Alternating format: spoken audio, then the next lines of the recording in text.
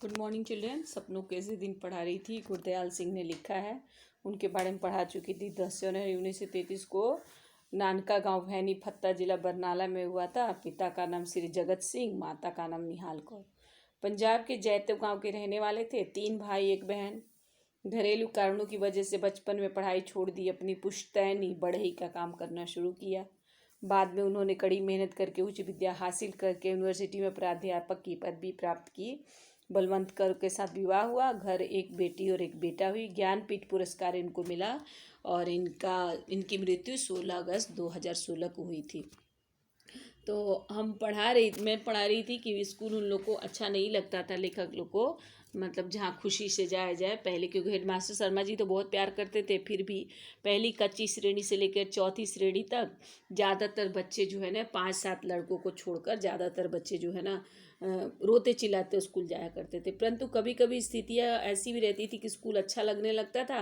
जब स्काउटिंग का अभ्यास करवाते समय पीटी साहब जो है नीली पीली झंडियाँ हाथ में पकड़कर 1 2 3 कहते, झंडियाँ ऊपर नीचे दाएं बाएं करवाते, तो हवा में लहराते फिर प्रति झंडियों, माने स्काउटिंग का जब परेड होता था झंडियों को इधर उधर करते थे, तब उन्हें बहुत अच्छा लगता था स्कूल। हम कोई गलती न करते, माने अगर हम कोई गलती न करते, अपनी चमकीली आंखें हल्के से झपकाते, कहते शाबाश, वेल बिगिन अगेन 1 2 3 3 2 1। उनकी एक शाबाश ऐसे लगने लगती जैसे हमने किसी फौज के सभी तमगे जीत लिए हैं। मतलब कोई गलती अगर नहीं ये लोग करते, पीटी करते समय, स्काउट परेड करते समय, तो पीटी सर अपनी चमकीली आंखें से हल्के से झपकाते रहते और शाबाश कहते, वेल बिगिन अगेन बिगिन, मैंने फिर से शुरू करो, 2 3 1 2 1 2 3 3 2 1 करते। उनकी एक शाबाश जैसे वो कह देते, तो बच्चों को ऐसे लगता है कि सभी तमगे, उनको सभी पदक मेडल मिल गए हैं किसी फौज के, क्योंकि पीटी सर बहुत गुस्सैल थे। कभी वो खुश होकर शाबाश कह देते थे तो बच्चों के लिए बहुत बड़ी चीज़ होती थी। कभी कभी यह शाबाश सभी मास्टरों की ओर से हमारी सभी कॉपियों पर साल भर लिखी गुडों से अधिक मूल्यवान लगने लगती। कभी ऐसा भी लगता कि कई साल की सख्त मेहनत से प्राप्त की पढ़ाई से भी पीटी साहब के डिसिप्लिन में रहकर प्राप्त की गुडविल बहुत बड़ी थी। मैंने कभी कभी यह शाबाश, एक बार पीटी सर का शाबाश कहना, सभी टीचर जो कॉपी पर साल भर गुड देते थे, गुडो मतलब बहुत सारे गुड से अधिक मूल्यवान, मैंने एक शाबाश साल भर के गुड से, साल भर का एक्सेलेंट गुड से बहुत ज़्यादा मूल्यवान कभी ऐसा भी लगता कि कई साल की, मैंने कितना साल सख्त मेहनत किया, पढ़ाई किया, उससे भी पीटी साहब के डिसिप्लिन में रहकर प्राप्त गुडविल, मतलब प्रख्याति बहुत बड़ी थी। इतना मैंने पढ़ाई में इतना अच्छा होने के बावजूद जो पीटी सर के लिए, पीटी सर के अनुशासन में रहकर गुडविल प्राप्त होता था, वो उनको पढ़ाई से भी ऐसा मेहनत, सब मेहनत से ज़्यादा बड़ा लगता था। परंतु यह भी एहसास रहता कि जैसे गुरुद्वारे का भाई जी कथा करते समय बताए कि सती गुरु के भय से ही प्रेम जागता है, ऐसे ही पीटी साहब के प्रति हमारी प्रेम की भावना जग जाती। बल्कि कह रहे कि गुरुद्वारे में, लेखक तो पंजाबी था, गुरुद्वारे में जाता था, गुरुद्वारे में कथा करने समय बताया जाता था कि सत्य गुरु माने सदगुरु से भय से, माने भगवान से हम डरते हैं, इसीलिए हम भगवान से प्रेम करते हैं। पीटी साहब के प्रति भी उनकी प्रेम भावना उनके डर के कारण ही जग गई। यह ऐसा भी है कि आपको रोज फटकारने वाला कोई अपना यदि साल भर के बाद एक बार शाबाश कह दे तो चमत्कार सा लगने लगता है। हमारी दशा भी कुछ ऐसी। और लेखक बोलते ये भी हो सकता है कि कोई व्यक्ति हमको रोज डांटे और अपना व्यक्ति, और एक बार शाबाश कह दे, कभी साल भर में एक बार शाबाश कह दे, तो बहुत चमत्कार लगने लगता है, आश्चर्यचकित हो जाते हैं। हमारी दशा वैसी वैसी इन बच्चों की दशा होती थी। हर वर्ष अगली श्रेणी में प्रवेश करते समय मुझे पुरानी पुस्तकें मिला करती। हमारे हेडमास्टर शर्मा जी एक लड़के को उसके घर जाकर पढ़ाते थे। वो धनाढ्य लोग थे। उनका लड़का मुझसे 1-2 साल बड़ा होने के कारण मेरे से एक ही श्रेणी, उन्हें हर साल क्या था, नया श्रेणी में, नया कक्षा में प्रवेश करते समय लेखक को पुरानी किताबें मिलती थी। कैसे मिलती थी? उनके हेडमास्टर शर्मा जी एक लड़के को उनके घर जाके पढ़ाया करते थे। वो लोग पैसे वाले, धनाढ्य बने अधिक धन वाले लोग थे।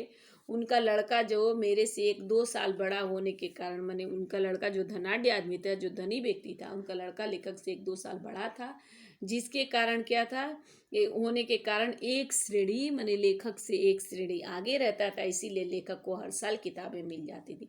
हर साल अप्रैल में जब पढ़ाई का नया साल आरंभ होता तो शर्मा जी उसकी 1 साल पुरानी पुस्तकें ले आते। हमारे घर में किसी को भी पढ़ाई में दिलचस्पी नहीं होता, हर साल हर वर्ष ऐसा होता था, जब साल समाप्त होता, नया सेशन शुरू होता, तो शर्मा जी उसकी 1 साल पुरानी पुस्तकें ले आते। और लेखक के घर में किसी को भी पढ़ाई में दिलचस्पी, पढ़ाई में इंटरेस्ट नहीं था, पढ़े न पढ़े कोई मतलब नहीं था।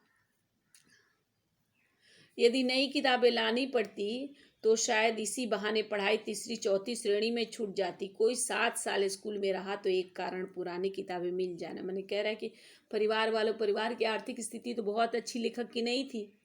जब जो है ना नई किताबें लानी पड़ती थी, जो किताबें पहले 1-2 रुपये में किताबें, पूरी साल की किताबें 1-2 रुपये में आ जाती थी, लेकिन उनके घर की आर्थिक स्थिति इतनी अच्छी नहीं थी कि वो लोग किताब भी खरीद सके।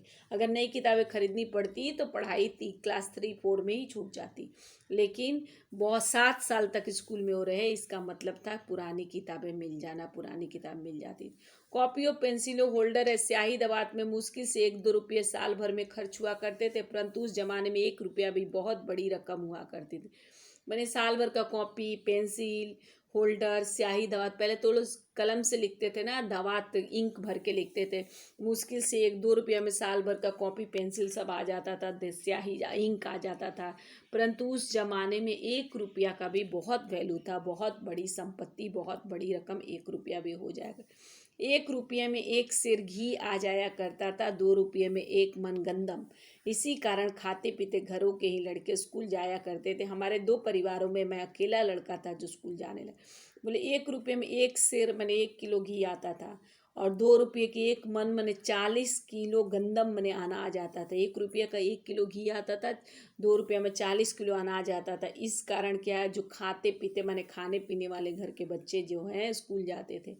लेखक का 2 परिवार था, एक होगा कोई चाचा का परिवार, उस परिवार में दोनों परिवारों में से एक यही थे जो स्कूल जाते थे। परंतु किसी भी नई श्रेणी में जाने का ऐसा चाव कभी भी महसूस नहीं हुआ जिसका जिक्र कुछ लड़के किया करते। अजीब बात थी, मुझे नई कॉपियों पुरानी की पुस्तकों में से ऐसी गंध आने लगती कि मन बहुत उदास होने, मैंने बोला इतना होने के बावजूद लेखक को नए क्लास में जाने का बहुत शौक, बहुत इच्छा कभी महसूस नहीं होता था जिसका जिक्र, जिसका चर्चा कुछ लड़के लड़कियां किया करते। अजीब बात थी, मैंने अजीब था, नया श्रेणी में जाते थे, कॉपी किताबें फ्री का मिल जाता था, फिर भी लेखक को उतनी इच्छा नहीं होती थी। और क्योंकि नई कॉपियों किताबों में से, नई और पुरानी कॉपियों किताबों में से गंध आने लगती थी कि उनका मन जो है बहुत उदास, अंदर से दुखी हो जाता था। इसका ठीक ठाक कारण तो कभी समझ में नहीं आया, परंतु जितनी भी मनोविज्ञान की जानकारी है उस अरुचि का कारण यही समझ में आया कि आगे की श्रेणी की कुछ मुश्किल पढ़ाई और नए मास्टरों की मारपीट का भय ही कहीं भीतर जमकर बैठ गया।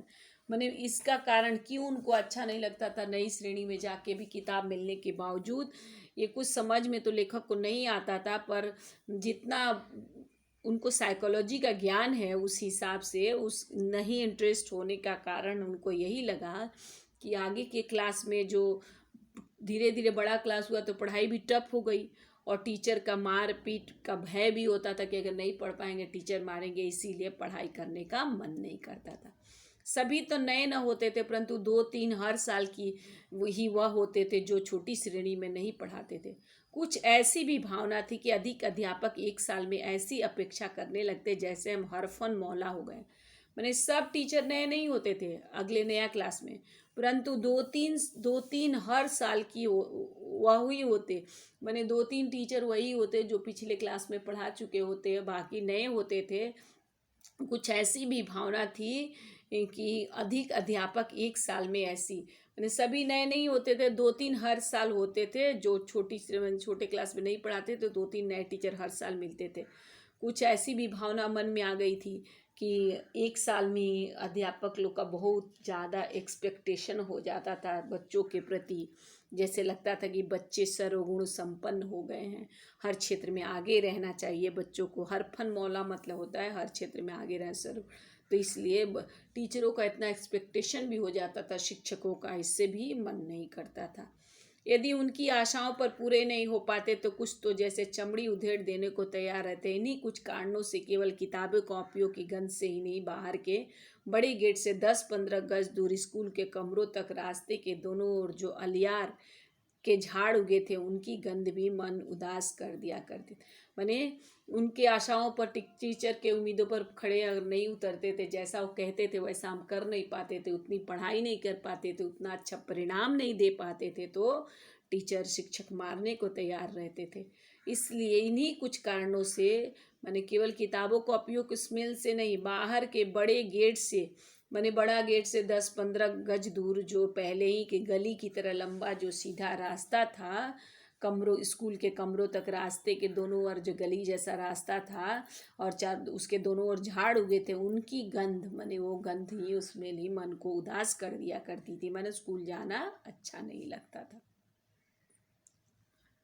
परंतु स्कूल एक दो कारणों से, लेकिन कभी कभी कुछ कुछ कारण से भी अच्छा भी लगने लगा। मास्टर प्रीतम चंद जब हमें स्काउटों का परेड करवाते थे, माने मास्टर स्काउटों का परेड करवाते और इसका परेड करवाते तो लेफ्ट राइट की आवाज़ मुंह से ली व्हिसल से मार्च कराया करते, माने लेकिन स्कूल कुछ कारणों से भी अच्छा लगता था।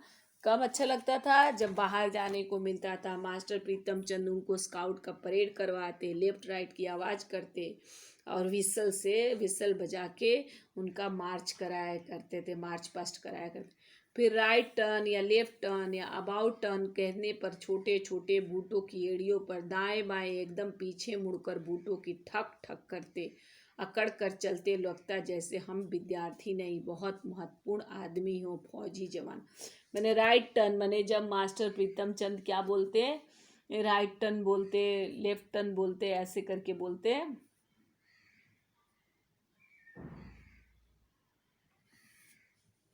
तो राइट टर्न अबाउट टर्न कहने पर छोटे छोटे, मैंने छोटे छोटे बूट जूतों की एड़ियों पर दाएं बाएं एकदम पीछे मुड़कर बूटों की ठक ठक करते, बूट से आवाज़ आता था और घमंड में चलते थे, एकदम गर्व में चलते। तो हमको लगता था कि जैसे इन लोग को लगता था विद्यार्थी नहीं, बहुत महत्वपूर्ण आदमी हो, फौजी जवान। मैंने right turn, left turn, about turn करके छोटे छोटे बूटों से दाएं बाएं एकदम पीछे मुड़कर ठक ठक करके पूरा घमंड में चलते, तो इन लोग को लगता कि ये लोग विद्यार्थी नहीं, लेखक को लगता महत्वपूर्ण फौजी जवान। दूसरे विश्व युद्ध का समय था, परंतु हमारी नाभा रियासत का राजा अंग्रेजों ने 1923 में गिरफ्तार कर लिया था। तमिलनाडु के कोडई केनाल में ही जंग शुरू होने से पहले उसका, मैंने उस समय क्या था, दूसरा विश्व युद्ध का समय हो गया था और इन लोग का रियासत जो था, जिस राज्य में पड़ता था, नाभा रियासत था। नाभा रियासत का राजा जो था, इन लोग का अंग्रेजों ने 1923 में, मैंने इनके रियासत के राजा को अंग्रेजों ने 1923 में गिरफ्तार कर लिया था और तमिलनाडु के कोडई कैनाल में जंग शुरू होने लगी तो राजा का उसी में देहांत हो गया। उस राजा का बेटा कहते हैं अभी विलायत में पढ़ रहा था, इसलिए हमारे देशी रियासत में अंग्रेज की चलती थी। फिर भी राजा के न रहते अंग्रेज हमारी रियासत के गांव से जबरन भर्ती नहीं कर पाए। कह रहे हैं कि जो राजा मर गया, हमारे उन लेखक के रियासत का राजा, उसमें तो अंग्रेजों का राज्य था ना, तो उनका बेटा विलायत में, मैंने विदेश में पढ़ रहा था, इसलिए हम देसी रियासत में राजा मर जाने से उस जगह में अंग्रेजों का भी अधिकार हो गया। फिर भी राजा नहीं रहने से अंग्रेज जो है उस गांव के लोगों को, उस रियासत के जितने भी गांव थे उनको ज़बरदस्ती फौज में, मैंने इतना उनका अधिकार होने के बावजूद भी गांव के लोगों को ज़बरदस्ती फौज में भर्ती नहीं कर पाते थे। लोगों को फौज में भर्ती करने के लिए जब कुछ अफसर आते तो उनके साथ कुछ नौटंकी वाले भी हुआ करते थे। वो रात को खुले मैदान में शामियाने लगाकर लोगों को फौज के सुख आराम बहादुरी के दृश्य दिखाकर आकर्षित किया करते। उनका एक गाना भी याद है, मैंने क्या, वो लोग तो ज़बरदस्ती नहीं भर्ती कर पाते थे ब्रिटिश आर्मी में, परंतु ये क्या करते थे, लोगों को फौज में भर्ती करने के लिए अफसर आते थे गांव गांव में। उनके साथ कुछ नौटंकी नाटक करने वाले लोग भी आते थे, नाच गान करने वाले लोग। वे रात को क्या करते थे, रात में खुले मैदान में तंबू लगा देते थे, टेंट लगा देते थे, और लोगों को टेंट में एक अभिनय करते हुए, माने नाटक करते हुए, स्कीट करते हुए, फौज के सुख आराम बहादुरी के, माने वो स्कीट एक दिखाते थे, जिस स्कीट में दिखाते थे कि फौज में बहुत आराम है, बहुत सुख है, बहुत बहादुरी है, आकर्षित उस तरह सबको अट्रैक्ट किया करते थे कि सब लोग फौज के आराम को देख के, इतनी सुख सुविधाओं को देख के फौज में भर्ती होगा। उनका एक गाना लेखक को अभी भी याद है, कुछ मस्खरे विदूषक अजीब सी वर्दियां पहने और अच्छे बड़े फौजी बूट पहने गायक। मैंने कुछ मस्खरे, मैंने हंसी मजाक करने वाले व्यक्ति को मस्खरे कहा जाता है, जो हंसी मजाक करता है। तो कुछ मस्खरे होते थे, हंसी मजाक करने वाले व्यक्ति अजीब अजीब सा वर्दी पहने और अच्छे बड़े फौजी बूट पहने वो लोग गाया करते थे।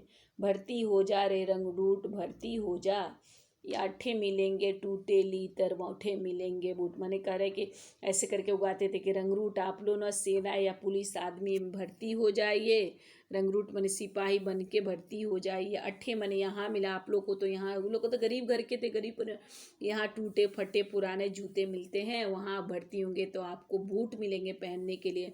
भर्ती हो जा रे रंगरूट, मने आप लोग सिपाही बन के भर्ती हो जाइए। अठे पहन से फटे पुराने उठे मिलेंगे सूट, मने यहाँ पे आप लोग फटा पुराना पहनते हैं, वहाँ आप लोग को सूट मिलेगा भर्ती, इसलिए आप लोग फौज में भर्ती हो जाइए। भर्ती हो जा रे रंगरूट, भर्ती हो। इन्हीं बातों से आकर्षित हो कुछ नौजवान, माने ये नौटंकी देखते थे सब, ये स्किट देखते थे, नाटक देखकर वो फौज के प्रति आकर्षित होते थे। बहुत सारे नौजवान उस समय जो है ना फौज में भर्ती होने के लिए तैयार हो जाते थे। कभी कभी हमें भी महसूस होता कि हम फौजी जवानों से कम नहीं हैं। माने लेखक को भी कभी कभी ऐसा लगता था, कभी फौजी जवानों से कम नहीं, धोबी की धुली वर्दी और पॉलिश किए बूट और जुराबों को पहने जब हम स्काउटिंग की परेड करते तो लगता हम फौजी। मैंने कभी कभी इनको भी महसूस होता था कि ये फौजी जवान से कम नहीं है। धोबी का धुला हुआ वर्दी पहनते, पॉलिश किए बूट पहनते और जुराबों को पहने ये स्काउटिंग की परेड करते, तो ये इन्हें लगता कि हम फौजी ही हैं। परंतु तब भी स्कूल हमारे लिए ऐसी जगह न थी।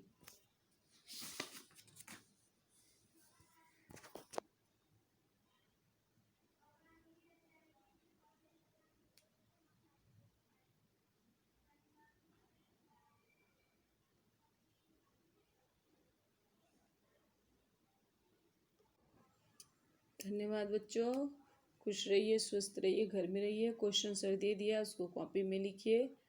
Thank you.